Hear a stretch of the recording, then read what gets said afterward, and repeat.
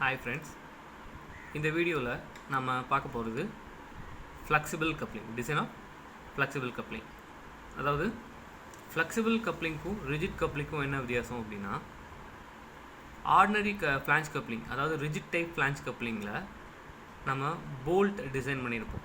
ஓகேங்களா? இங்கே flexible கப்ளிங்கில் bolt design பண்ணுறதுக்கு பதிலாக இந்த ரப்பர் புஷ் கொடுத்துருப்பாங்க. இந்த ரப்பர் புஷ்ஷை தான் நாம் டிசைன் பண்ண போகிறோம். ஓகேங்களா? நார்மலாக ஆர்டினரி ரிஜிட் டைப் ஃப்ளான்ஜ் கப்ளிங்கில் என்னெல்லாம் நம்ம டிசைன் பண்ணுவோம் அப்படின்னா, ஷாஃப்ட்டு, கீ, ஃப்ளான்ஜு, தென் ஹப்பு, அதுக்கப்புறமா போல்ட், இந்த 5 பார்ட்டையும் நம்ம டிசைன் பண்ணுவோம். ஆனால் இங்கே இந்த போல்ட்டுக்கு பதிலாக ரப்பர் புஷ்ஷை மட்டும் டிசைன் பண்ணுவோம். வேறு எல்லா பார்ட்டுமே டிசைன் பண்ணுறது ரிஜிட் டைப் கப்ளிங் மாதிரியே தான், ரிஜிட் ஃப்ளான்ஜ் கப்ளிங் மாதிரியே தான் ஃப்ளெக்சிபிள்லையும் பண்ண போகிறோம். ஓகேங்களா? கன்ஸ்ட்ரக்ஷன் பார்த்தோம் அப்படின்னா ரிஜிட் கப்ளிங்க்கும் ஃப்ளெக்சிபிள் கப்ளிங்கும் கன்ஸ்ட்ரக்ஷன் வந்து சேமாக தான் இருக்கும். ஓகேங்களா? ஒரு ப்ராப்ளம் பார்க்கலாம். Design a boost pin type flexible coupling to connect a pump shaft to a motor shaft transmitting 32 kilowatt at 960 rpm. So power P is equal to 32 kilowatt. அதை வாட்டாக convert பண்ணிக்கோங்க. And at 960 rpm. So speed n is equal to 960 rpm. The overall torque is 20% more than mean torque. அதாவது overall torque, அந்த overall torque வந்து நம்ம maximum டார்க்னு எடுத்துக்கலாம். அந்த maximum torque or overall torque வந்துட்டு மீன் டார்க்கை விட 20% அதிகமாக இருக்குது. So T overall is equal, T means torque, overall torque, T overall is equal to 20% more than mean torque. So T ஓவரால்னு சொல்லலாம், இல்லை மேக்ஸிமம் டார்க் T மேக்ஸ் அப்படின்னு எடுத்துக்கலாம். 20% அதிகமாக இருக்கிறதுனால T max is equal to 1.2 into T mean. ஓகேங்களா? இது எப்படி இந்த 20% வந்து 1.2 மாறுச்சு அப்படின்னா பாருங்கள், மீன் டார்க் வந்து 100% எடுத்துக்கோங்க. மீன் டார்க் வந்து 100% அப்படின்னா ஓவரால் டார்க் எவ்வளோ இருக்கும்? இதை விட 20% அதிகமாக இருக்கும். அப்போ மீன் டார்க் 100% அப்படின்னா 100%னா ஓவரால் டார்க் எவ்வளோ இருக்கும்? 120% இருக்கும். ஏன்னா அதை விட 20% அதிகமாக இருக்கும். ஸோ அப்போ T max is equal to 120% divided by 100. 120 divided by 100 போட்டோம் அப்படின்னா 1.2 கிடைக்கும். ஓகேங்களா? So T max is equal to 1.2 into T mean. The material properties are as follows.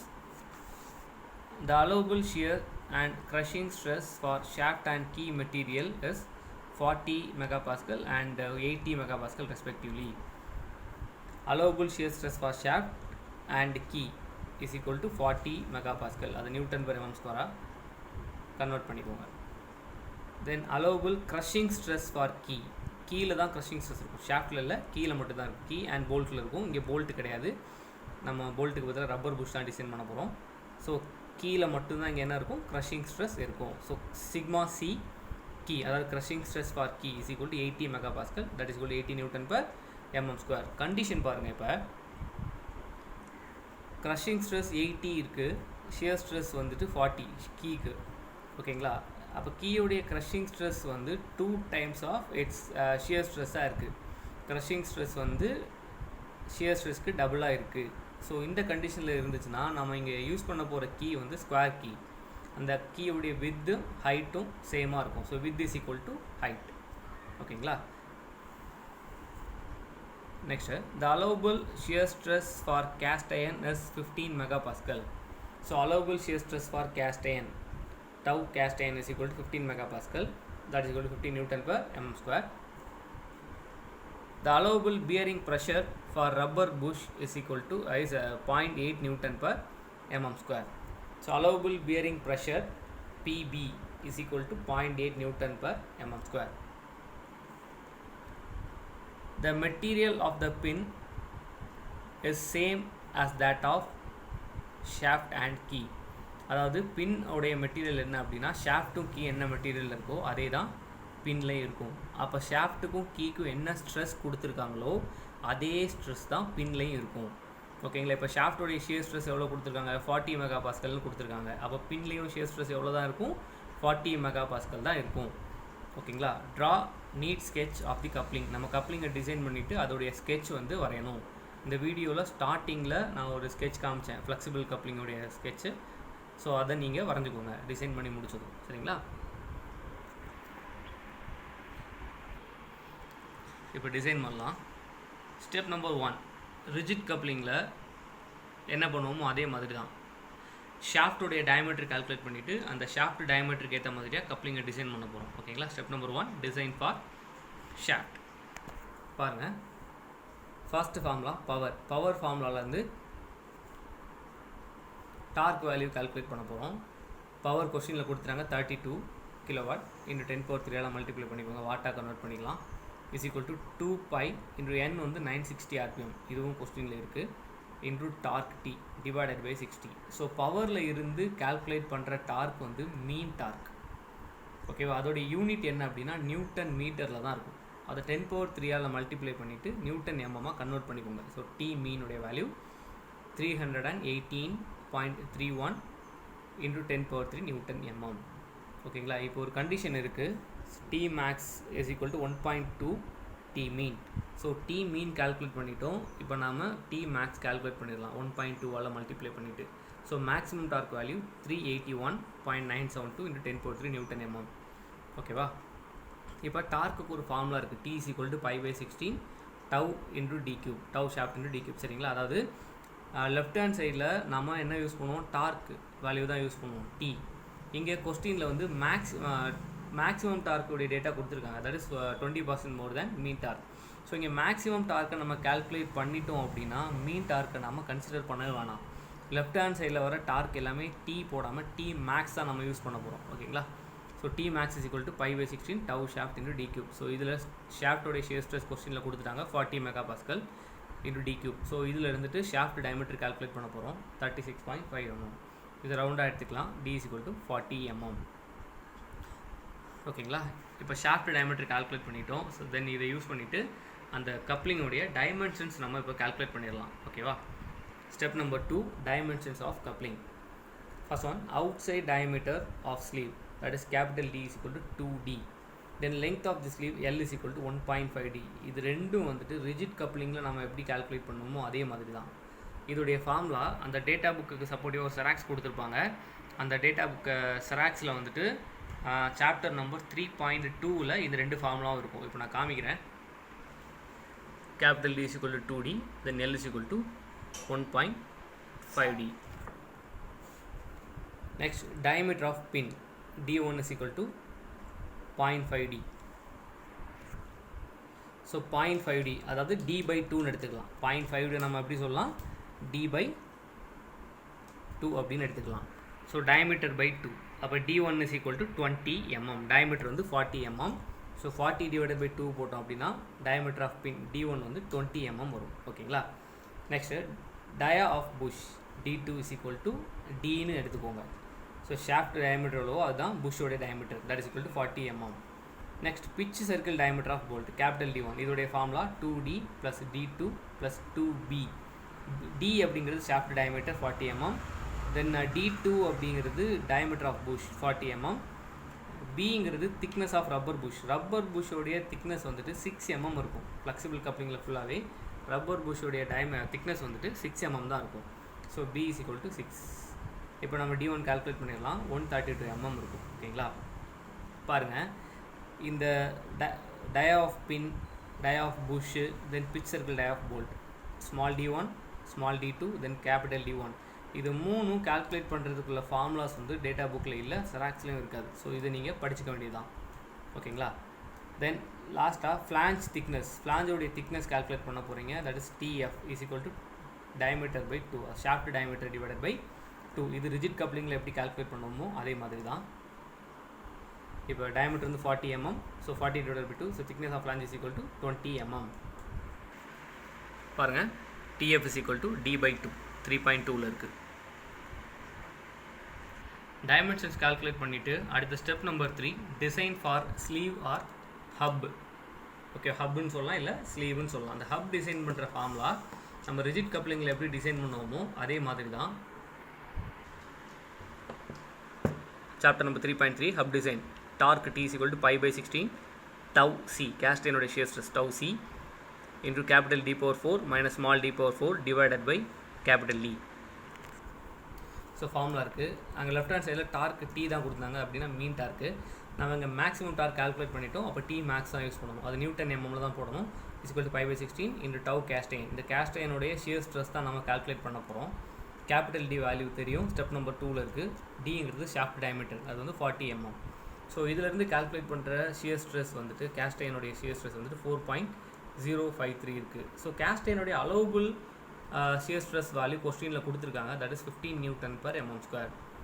ஓகேங்களா? அப்போ நம்ம கால்குலேட் பண்ணி வச்சுருக்கிற ஸ்ட்ரெஸ் வந்து அலோவபிள் வேல்யூவோட கம்மியாக இருக்குது. ஸோ லிமிட்டுக்குள்ளாடி இருக்கிறதுனால design is safe. Next step number 4, design for pin and rubber bush. Rigid கப்ளிங்கில் போல்ட் டிசைன் பண்ணுறதுக்கு பதிலாக இங்கே வந்துட்டு பின் அண்ட் ரப்பர் புஷ் இதை நம்ம டிசைன் பண்ண போகிறோம். Chapter number 3.3 flexible coupling bushed pin type. அதில் first formula W is equal to W அப்படிங்கிறது bearing load. W is equal to PB into D2 into L. இதுதான் இனிஷியல் ஃபார்முலா, முதல் formula. இதை use பண்ண போகிறப்ப நம்ம bearing load W is equal to PB into D2 into L. PB bearing pressure கொஸ்டினில் கொடுத்துருக்காங்க 0.8 Nm/mm² இன்ட்ரு D2, இது step number 2ல் இருக்குது 40 mm இன்ட்ரு L. ஸோ L அப்படிங்கிறது லெங்த் ஆஃப் தி புஷ், இது தெரியாது. ஸோ இதுதான் நம்ம கால்குலேட் பண்ணணும். இப்போ W வேல்யூவும் தெரியாது. ஓகேங்களா? ஸோ பியரிங் லோட் வேல்யூ தெரியாது, தட் இஸ் W அப்படியே வச்சுக்கோங்க. Is equal to PB 0.8 D2 40. இதை போட்டோம் அப்படின்னா Wவோட வேல்யூ இந்த L தெரியாதனால, புஷ்ஷோட லெங்க் தெரியாதனால W வந்து இன் டேர்ம்ஸ் ஆஃப் L தான் இருக்கும். That is 32 into L. ஓகேவா? ஃபஸ்ட் ஃபார்முலா யூஸ் பண்ணியிருக்கீங்க. அடுத்து second formula, torque T is equal to PB. இது PDன்னு கொடுத்துருப்பாங்க, அது PD இல்லை PB தான். இங்கே பாருங்கள், அது வந்து PB தான். PB அப்படிங்கிறது bearing pressure on bush. PB into D2 into L into N into capital D1/2. ஓகேவா?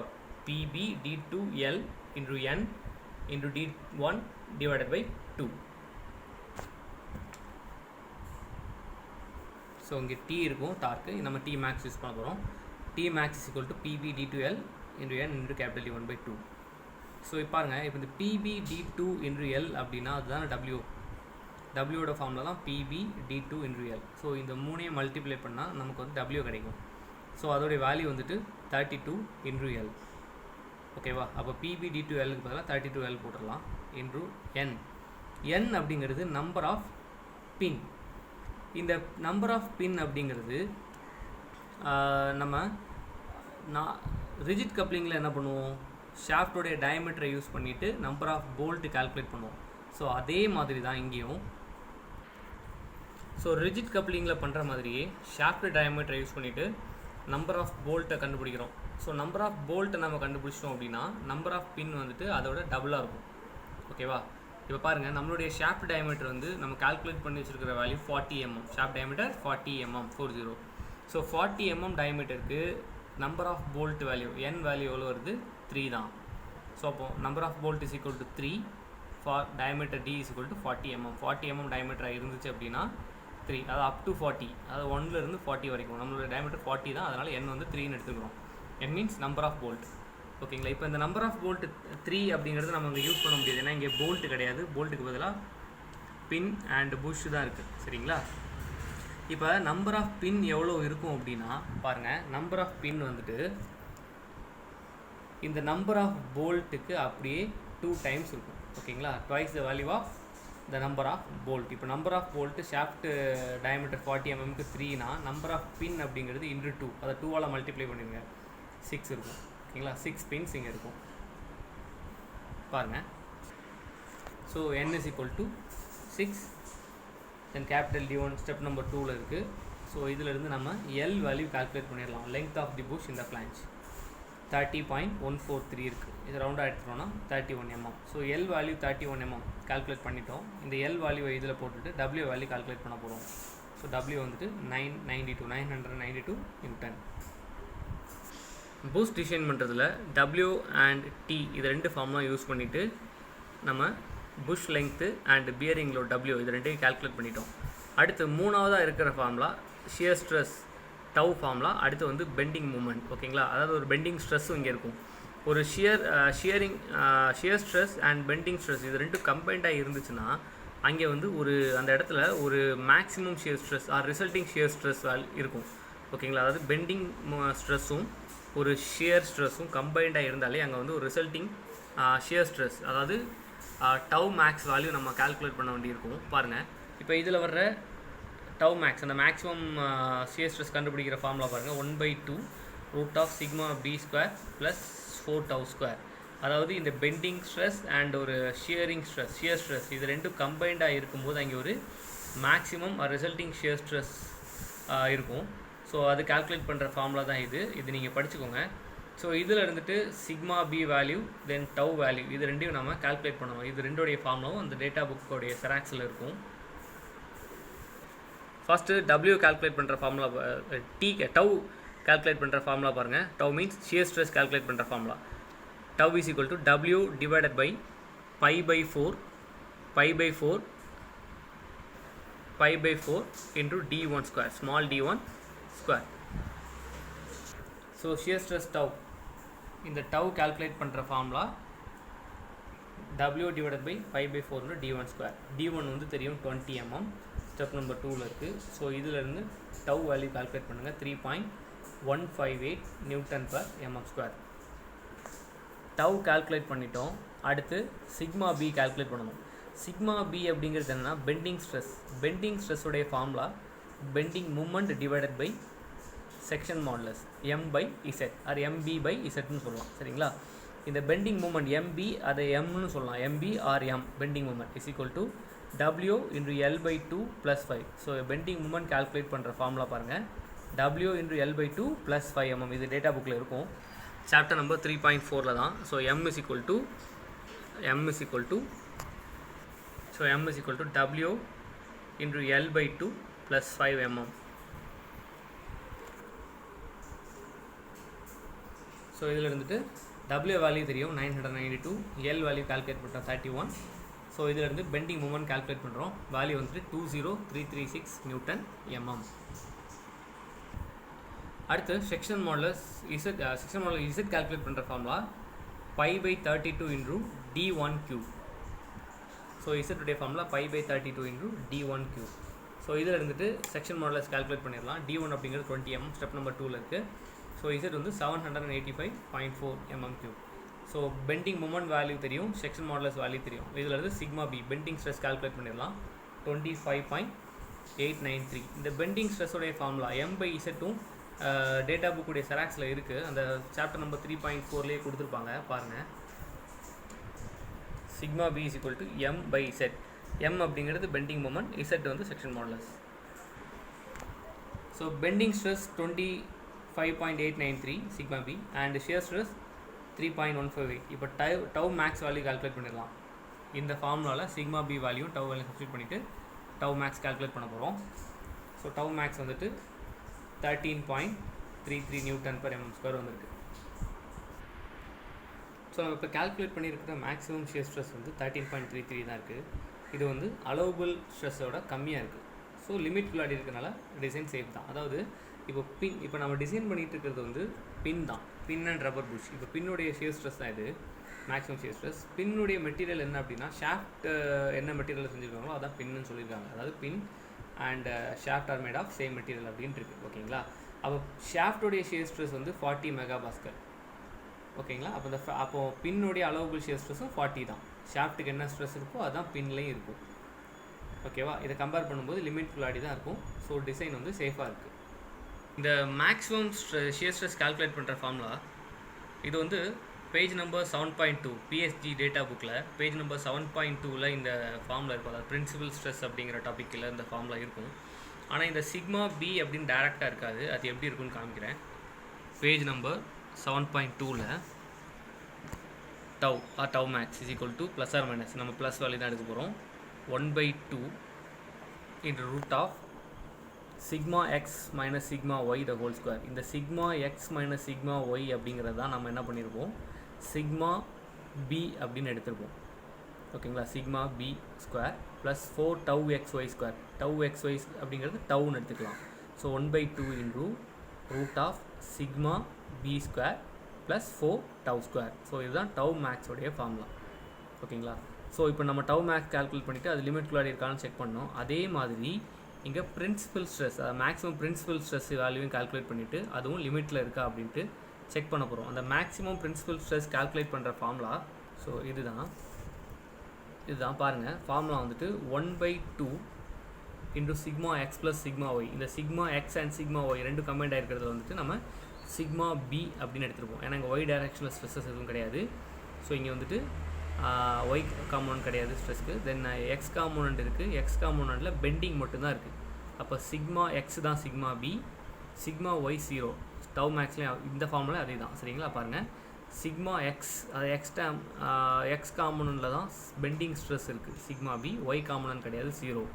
அப்போ நீங்கள் சிக்மா எக்ஸுக்கு பதிலாக சிக்மா பி போட போகிறீங்க, சிக்மா ஒய்க்கு 0 போட போகிறீங்க. அப்போ இந்த டோட்டல் டேர்ம் என்ன ஆக போகுது, sigma b. So 1/2 into sigma b plus or minus இதுவும் அப்படி தான். சிக்மா எக்ஸ் மைனஸ் சிக்மா ஒய்க்கு சிக்மா பின்னு எடுத்துக்கலாம். சிக்மா எக்ஸில் சிக்மா பி போடணும், சிக்மா ஒயில் வந்து 0 போடணும். ஓகேங்களா, அப்போ root of sigma B square plus 4 tau square. சரியா, ஸோ இது இந்த ஃபார்முலா யூஸ் பண்ணிவிட்டு மேக்ஸிமம் பிரின்சிபல் ஸ்ட்ரெஸ் வேல்யூவை கால்குலேட் பண்ண போகிறோம். பாருங்கள், சிக்மா பி ஆல்ரெடி கால்குலேட் பண்ணிட்டோம், டவ்வும் கால்குலேட் பண்ணி வச்சுருக்கிறோம். ஸோ இதிலிருந்து மேக்ஸிமம் பிரின்சிபல் ஸ்ட்ரெஸ் கால்குலேட் பண்ணுறோம். சிக்மா 1 = 26.3. இந்த டவ் அப்படிங்கிறது டவ் மேக்ஸ் வேல்யூ இதில் போட்டக்கூடாது, டவ் வேல்யூ, அதாவது W டிவைடட் பை π/4 d1² அப்படிங்கிற ஃபார்முலா யூஸ் பண்ணிவிட்டு டவ் கால்குலேட் பண்ணியிருப்போம்ல. டவ்வுடைய வேல்யூ 3.15. இந்த வேல்யூ தான் போடணும். டவ் மேக்ஸ் வேல்யூவை அந்த ஃபார்முலாவில் போடக்கூடாது. சிக்மா 1 வந்துட்டு 26.3. ஸோ இதுவுமே லிமிட்குள்ளாடி தான் இருக்குது. ஸோ ஏன்னா நம்ம அலோவபிள் ஸ்ட்ரெஸ் வந்து 40 தான் கொடுத்துருக்காங்க. So it's is less than the allowable stress.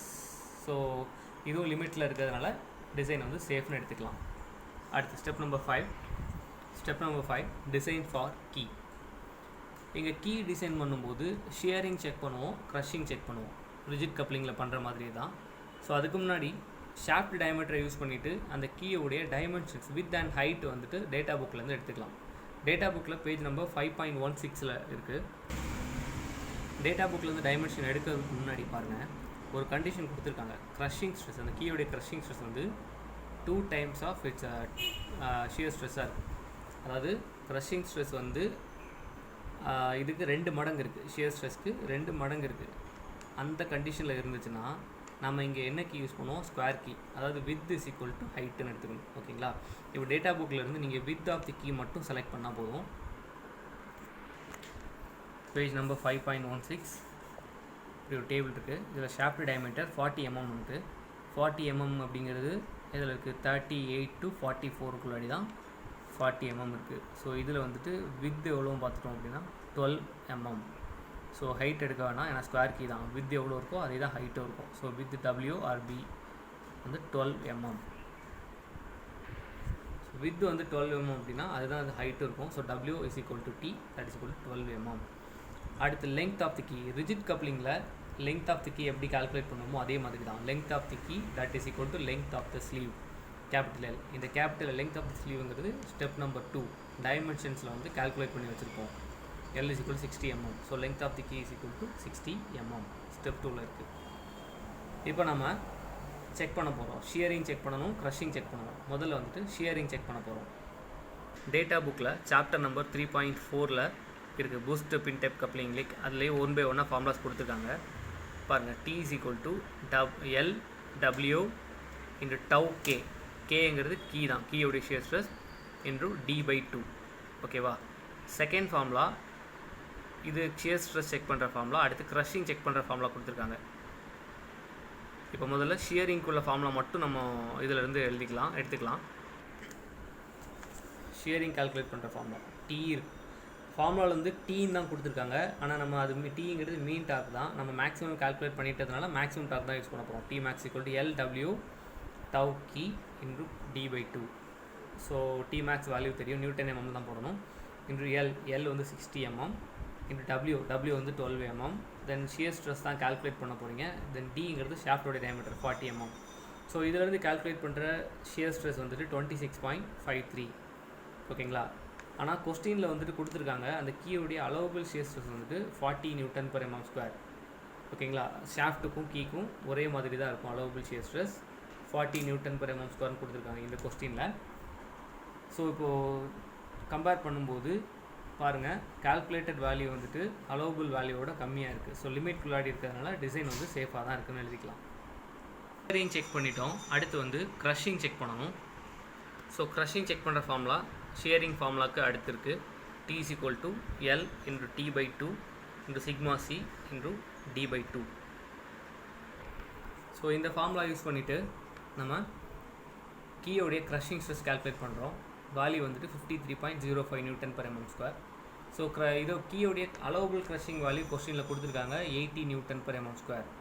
So இதை விட கம்மியாக இருக்குது. ஸோ லிமிட்குள்ளாடி இருக்கிறதுனால டிசைன் சேம். கடைசி ஸ்டெப் வந்துட்டு step number 6, design for flange. Key டிசைனில் கொடுத்துருக்காங்க ஷியரிங், அடுத்து வந்துட்டு க்ரஷிங் கொடுத்துருந்தாங்க. அதுக்கு அடுத்தபடியாக கொடுத்துருக்க formula T = π/2 × capital T²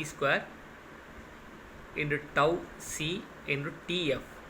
so இதுதான் ஃப்ளான்ஜ் டிசைன் பண்ணுற ஃபார்முலா. பாருங்கள் இந்த formula Tmax = π/2 × d² × tau c × TF. So இதில் இருந்துட்டு இந்த tau c கேஸ்டினுடைய ஷியர் ஸ்ட்ரெஸ் வேல்யூ தான் கால்குலேட் பண்ண போகிறேன். ஏன்னா flange is made of cast iron. So ஃப்ளான்ஜுடைய மெட்டீரியல் வந்து கேஸ்ட் அயன் தான். ஸோ அதனால் tau கேஸ்ட் அயன் கால்குலேட் பண்ண போகிறீங்க. ஷியர் ஸ்ட்ரெஸ் வேல்யூ 1.897 வந்திருக்கு. ஸோ இது கேஸ்ட் அயனுடைய அலோவபிள் ஷியர் ஸ்ட்ரெஸ் வந்து 15 Nm/mm² கொஸ்டினில் கொடுத்துருக்காங்க. ஸோ இதை விட கால்குலேட் பண்ண வேல்யூ கம்மியாக இருக்குது. ஸோ லிமிட்குள்ளாடி இருக்கிறதுனால டிசைன் இஸ் சேஃப். இப்போ நம்ம டிசைன் பண்ணி முடிச்சுட்டு இந்த வீடியோவில் இனிஷியலாக நான் காட்டின மாதிரி அந்த ஃப்ளெக்சிபிள் கப்ளிங்கோடைய டயக்ராம் நாம் வரைஞ்சிக்க வேண்டியது தான். ஓகேங்களா? அவ்வளோதான். இந்த ஃபார்முலாஸ் வந்து நான் டேட்டா புக்குடைய செராக்ஸில் இருந்துச்சு, சப்போர்ட்டிவ் செராக்ஸில் இருந்த ஃபார்முலாஸ் நான் காமிச்சிருக்கிறேன். ஸோ அதில் தெளிவு இல்லை, ஆனால் நான் ஓவராலாக சொல்லும்போது உங்களுக்கு புரிஞ்சிருக்கும்னு நினைக்கிறேன். ஆனால் நோட்டில் நான் எழுதி வச்சுருக்கிறது வந்து கொஞ்சம் தெளிவாக இருக்கும். ஸோ அதனால் அது கொஞ்சம் செராக்ஸ் பார்க்குறதுக்கு கொஞ்சம் கஷ்டமாக இருக்கும், அதுக்கு மன்னிச்சுக்கோங்க. ஏன்னா இதை விட தெளிவான செராக்ஸ் இருந்துச்சுன்னா நான் இன்னொரு வாட்டி அதை மட்டும் ரெக்கார்ட் பண்ணி நெக்ஸ்ட் வீடியோவில் போடுறேன்.